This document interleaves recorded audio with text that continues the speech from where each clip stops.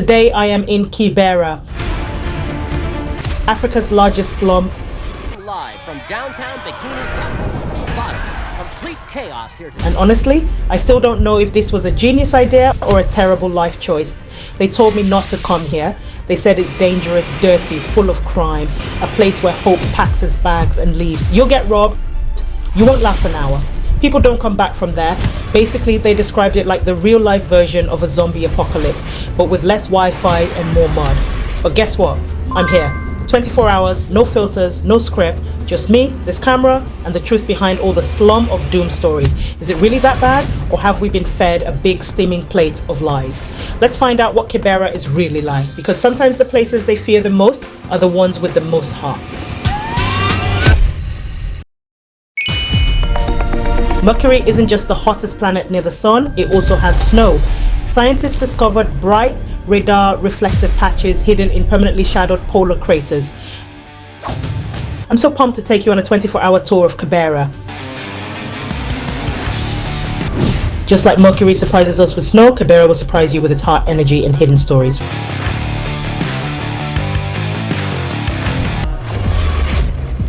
Ready? Let's go.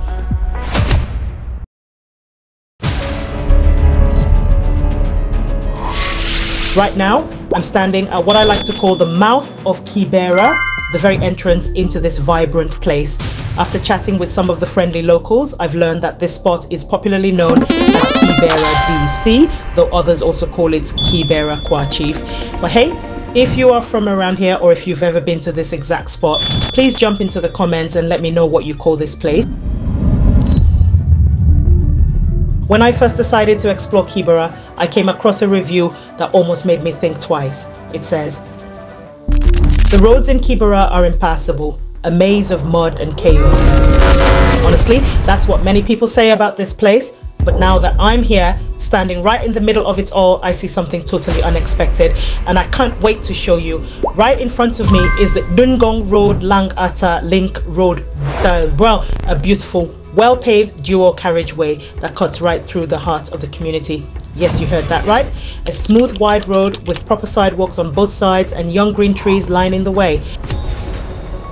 The breeze is gentle and everything just feels alive. This is nothing like the picture I had in my mind. This road is more than just tarmac and concrete. It's the result of years and years of planning, built to help ease Nairobi's crazy traffic jams.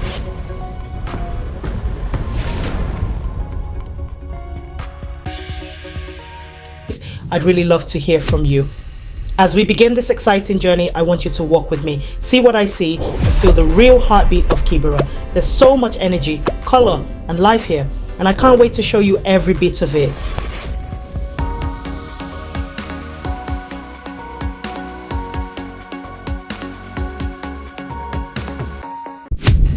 I believe every adult or most adults have been through this situation. An evening where you're tired, worn out from work, and boom, you remember you need groceries, tomatoes, onions, maybe some sukuma. You have to go through the hustle of going to your mama in Boga or nearby supermarket to get this supply. We all agree that this is very tiresome, and after the pressure you have been through the day at work, no one wants to go through this. But don't panic. Right at the mouth of Kibera, there's a little gem waiting for you. A buzzing market that shows up just when you need it. I call it the market at your doorstep. Let's dive into this lifesaver. You won't believe the vibe it has. Look here, at the very mouth of Kibera, tucked in this narrow space, is a tiny but vibrant market.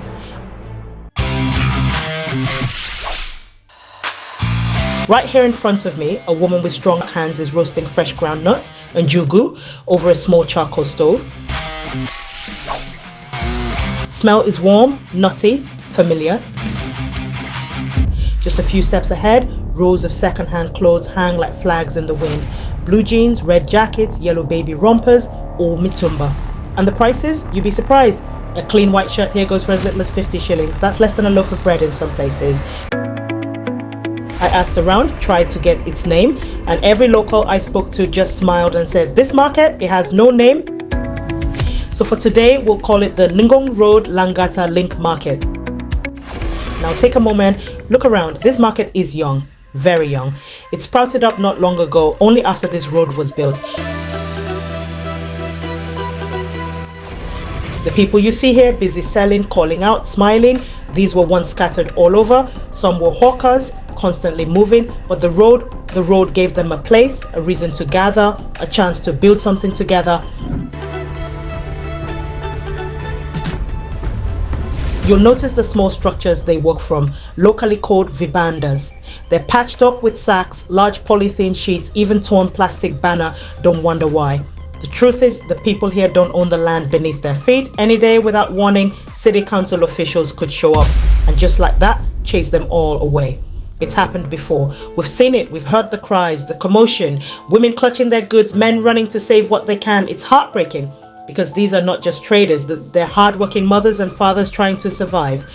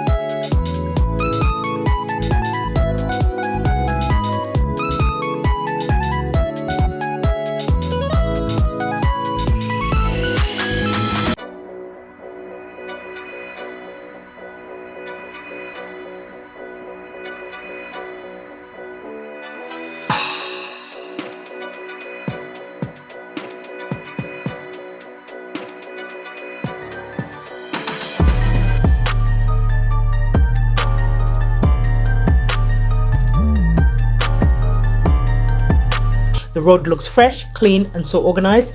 As I walk along it, I can see streetlights neatly standing guard, ready to light up the night and bring a sense of safety to the area.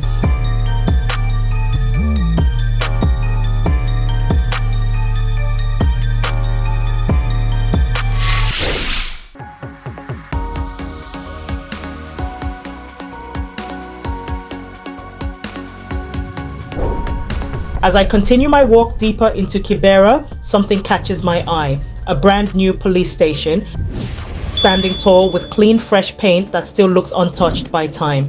It definitely feels like it's been recently built, and then something just hits me. Could this police station be here because of this new road? I mean, let's be real. We all know how our police work sometimes, right? That famous Toakitu Kidogo culture. What do you guys think? Could it be that the government placed the station here just to protect this shiny new road and not really for the people? Help me figure this out. Leave your thoughts in the comment section below. I really want to hear what you think. Now I'm curious. Let me just take a quick moment to check something on the internet. I want to find out more about this police station and what the security situation was like before it was built. Okay, wow. This is interesting. So apparently before this police station came up, Kibera had a tough reputation when it came to safety. There were areas where people didn't feel safe walking alone, especially at night. Petty theft, break-ins and street crime were pretty common, and response from authorities was slow, sometimes even non-existent. Now seeing this new police station, I can't help but feel a little hopeful. It gives me a small sense of peace. Like maybe things are changing. Maybe this is a real effort to bring security and stability to the people here, not just to protect infrastructure. Either way, it's a step, and out here, even small steps matter. As I continue this tour, I want you to see Kibera with fresh eyes. Let's walk together, discover the stories, meet the people, and go beyond what we've heard. This place has layers, and I'm here to uncover them with you. As I stroll through the bustling alleys, the air is filled with the rich aroma of sizzling street food. Everywhere I look, there's a story of resilience and enterprise. Nearby, small dukas shops are stocked with essentials like onions, tomatoes, and biscuits, serving as lifelines for the residents. And then there are the boda boda riders, young men zooming through the narrow paths, offering quick transport services. These motorcycle taxis are not just a mode of transport, but a testament to the adaptability and hustle of Kibera's youth. But here's the twist. Despite all this vibrant activity, some online reviews paint a different picture. One such article even coined the term jobless corner campus to describe the perceived inactivity. Wow, Check this out. Right here, this massive road, I call it a blessing in disguise. Trust me, you're going to feel what I felt when I dug into its story. Before this road existed, this whole area was a patchwork of tiny homes, mud walls, corrugated iron roofs, families living cheek by jowl, every inch used. When they decided to build this road, the Ngong Road Lang Atalin, hundreds of homes were demolished. Families who'd lived here for generations woke up one morning to find their homes gone. Imagine waking up, walls you painted, rooms you raised your kids in, swept away overnight. Some had nowhere else to go. They were petitioning that this thing be stopped. There were hushed rumors of petitions, but the bulldozers kept rolling. Some folks say they stood in the way of those machines, but mostly they were powerless, watching everything vanish. Now, fast forward. The moment the road was done, the vibe here flipped. Look around, lush trees line both sides, casting shade, cooling everything. You wouldn't even know you're in Kibera at first glance. That dense, noisy, crowded feel, it's calming now. It's transformed. I want you to really feel this. With a little bit of support, you can transform something ugly into something magical. That's the real magic here. A muddy, crowded maze became a modern boulevard, and it didn't just look better, it lives better. Notice those micro shops and kiosks popping up along the roadside, mobile money stands, small eateries, fruit stalls, barbers, motorbike repairs. They've turned potential wasteland into economic opportunity. You'll float. Walk here at sunrise or sunset, the light through the trees, the colors of the stalls coming alive. It's beautiful. You feel hope, you see potential, and you see people thriving. So yeah, it cost people their homes. That part is painful, and we have to remember that. But look what it brought. A cool new face for Kibera. Economic boost, greenery, pride. Even. That's why I call it a blessing in disguise. It's a story of loss and rebirth, and I'm really feeling it right now.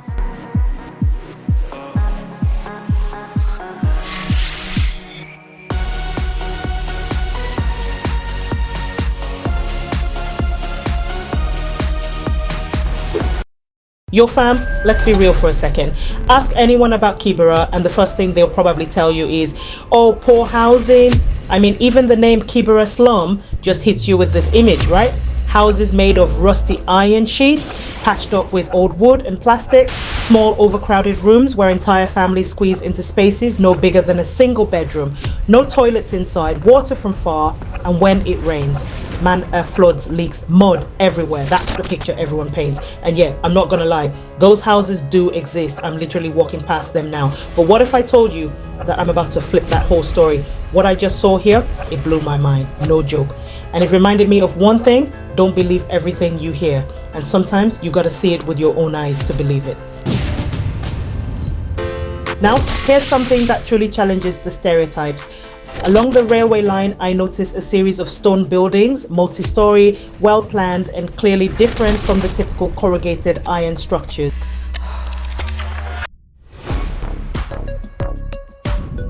These buildings are part of a significant initiative aimed at improving housing conditions in Kibera. I got curious and I had to go on my little quest of investigation about these majestic buildings on the internet. I learned that these stone buildings are part of the Railway Relocation Action Plan, a project by Kenya Railways and supported by the World Bank.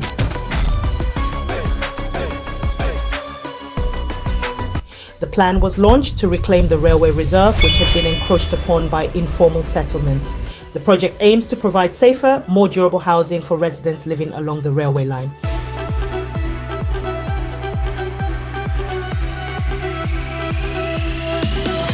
These stone buildings are part of the Railway Relocation Action Plan, a project by Kenya Railways and supported by the World Bank.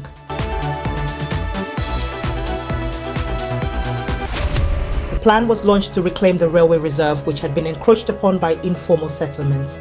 The project aims to provide safer, more durable housing for residents living along the railway line. The impact on the community has been profound. Over 11,000 families have been relocated into these new homes, each equipped with a shop space to maintain their livelihoods.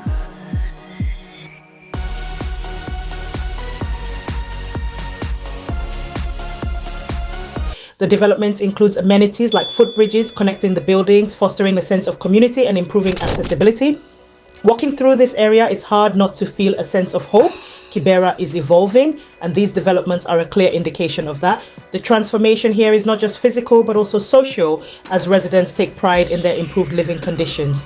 We can all agree that some reviews on the internet about Kibera, like this one, Kibera's housing conditions are dire. Many residents live in cramped makeshift shacks made of mud and corrugated iron, lacking basic amenities like electricity, running water, and proper sanitation.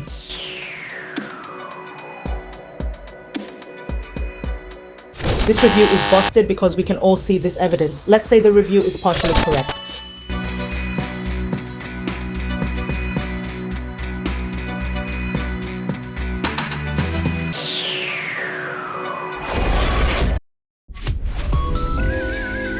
As I keep walking through Kibera, I can't help but be amazed by the transformation I'm seeing. The buildings here now have a more prestigious look than I ever imagined. Along the railway line, the hustle and bustle is all around, but then I come across a spot that really catches my eye. There's a pile of rubbish, kitchen waste, and litter scattered everywhere. I spot a few goats and dogs digging through the mess, looking for anything to eat. It really hits me. This is a part of life for many people in Kibera.